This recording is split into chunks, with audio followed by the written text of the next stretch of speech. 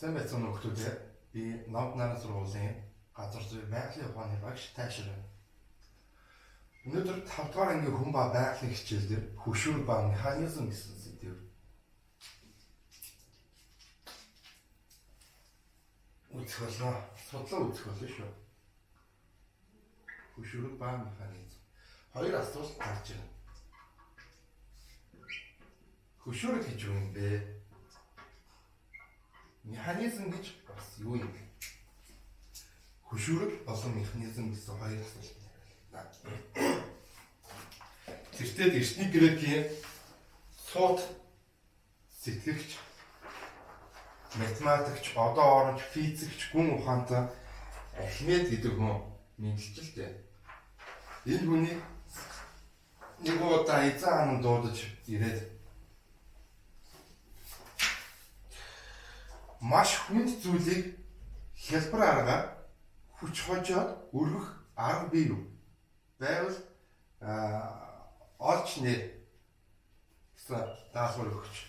Архимед энэ даалгавар эзэн хааны энэ даалгаврыг сонсоод 7 хоногийн турш бодол хийж аваад тиймэрхүү нэг санаа болоод Эврика хэмээн ойлгосон. Эврика. Тэгээ эзэн хааныхаа ордон руу гүйж энэ маань грекээр латинаар оллоо гэсэн үг юм байл.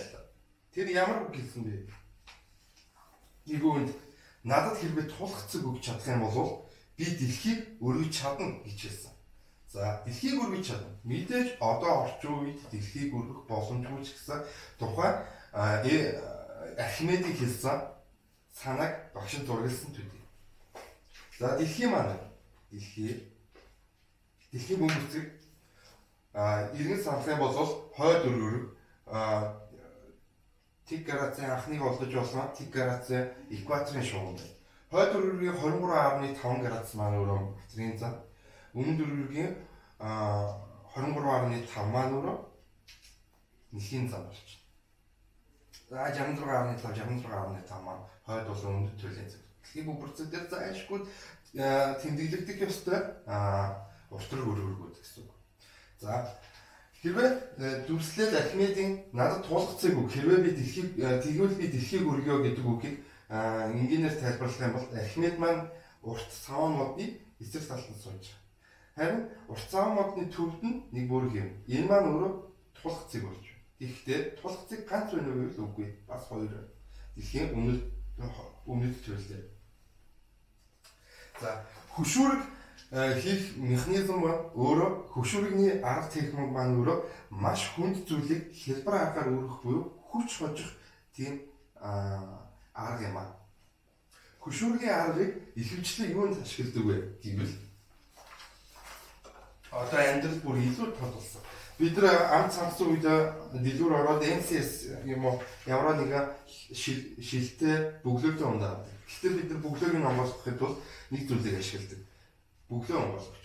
Бөглөө онгойлгочоор цагийг бөглөөрөө татахад хөшигдэнэ. Хөшигдсэний зарчим дээр тухайн ундааны бөглөө нь онгойлгох нэгдэж байна. Тэгээд хадаасыг буруу далийг хатсан тохиолдол гарах юм бол алхны хадаас авч талыг ашигладаг. Хадаасны тав руу хийгээд татахад хадаас өөрөө модноос сугарч гарна. Энэ маань бас л хөшигдөх зарчим дээр ажилладаг. Сэлүүр. Усан зарны сэлүүр. Зарны сэлүүрийг яаж ашиглах вэ? Мэдээж зарийг хөдлөхийн тулд уснаа хөшиж энэ сэлүүрийг ашигладаг. Мэдээж бас хөших техник явагдчихлаа. Бас нэг зүйл хайч. За энэ хайчин дээр хөших тулах цэг нь хаана байна вэ гэдэг нь энэ төвдөө байна. Хайчийг ангалзуулж нээж болдог. Энэ маань өөрөө бас хөшиг зарчим дээр ажилладаг. Мөн ямар нэгэн зүйлийг хүнд хөнгөнийг хэмжиж эсвэл ямар нэгэн зүйлийг байрлалыг олохын тулд жинлүүрийг ашигладаг. Бид нар гарын доорх материалаар гэртээ жинлүүр хийж байна. Жинлүүрийг хэрхэн хийх вэ? Багш нь тайлбарлая. 50 см урттай модыг яг төв цэгийг болно. Төв цэгийг олохын тулд 50 см-ийг мэдээж 2 туурч. 2 2-ын 4 10 За мэдээж ингээд хоёр талдаа гэхэд 25 болон уучлаа гэж. 25 болон 25. 25 см. Энэ маань өөрөө тухайн модны төв зэг нь болж байна. Багш нь өөрчлөлтөнд хэлсэн. Төв зэгийг нь зөв тааруулаад хоёр талд нь ижил хэмжээтэй байх юм бол хаашаа ч алзаахгүй. Тийм байгаас хамгийн чухал нь энэ жинлүүрийг хийхэд тулд төв зэгийг бол дараа хүн болгоны гэр бүл гэрт нь байдаг шүү дээ. Варяны шил. Варяны шилдийн тагийг дээрээс нь харсан байдал нь хийнэ. Хажуу талаас нь харсан байдлыг. Гурван талд нь тэгшинтэй зоолоод уцаар бэхлэн. Уцаар бэхэлсэн варяны шилээ жинлүүрийнхаа хоёр талаас хоёр захаас нь бэхэлж байна. Яг энэ үед жинлүүр маань яг төв зэгээ олцсон баг зэрэг савлгаатай байх. Тийм учраас жинлүүрээ савлгаа багтай байлгахын тулд тулах зэг төв зэгээс нь бас модоор бэхэлж байна. Энэ мод маань өөрөө доор суурьтай.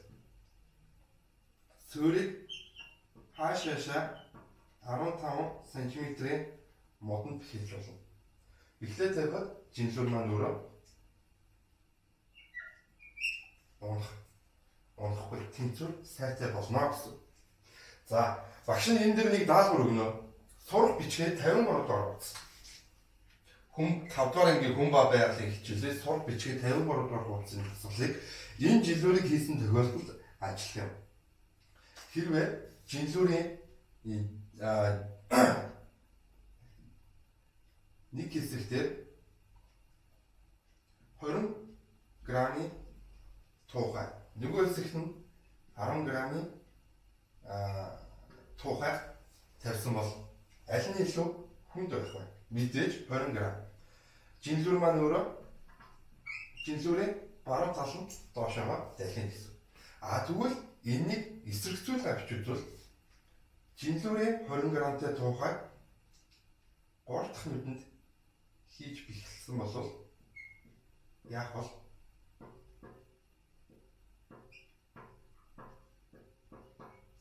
Жинлүүрийн баруун тал бүр илүү хүчтэй дахиж зүүн тал маань бүр илүү дээшээ болж болох болов. Эсвэл бол энэ хоёрын маань байдал яг тэнцүү байх болов.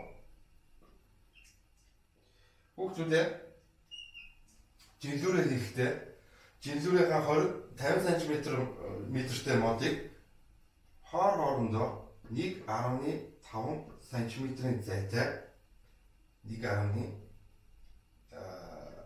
см-ийн зайтай нөхлөх хэрэгтэй шүү.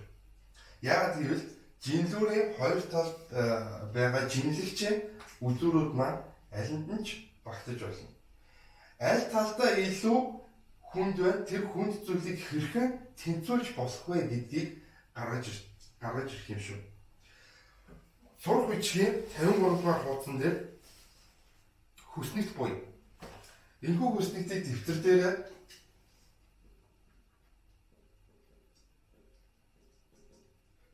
дээр зураглаад аав, ах, эсвэл бол эмээ, аль эсвэл ээжтэйгээ хамтран жинлүүрээ бүтээгээд ямар нэгэн туухай эсвэл бол бодит хэмжээтэй бэлтгэн хөнгөн бэлтүүдийг жинэлж үзээд энэ туршилтыг хийсэн зүйлээ дэвтэр дээр 53 дугаар хуудасанд тусламжтайгаар тэмдэглэж байна.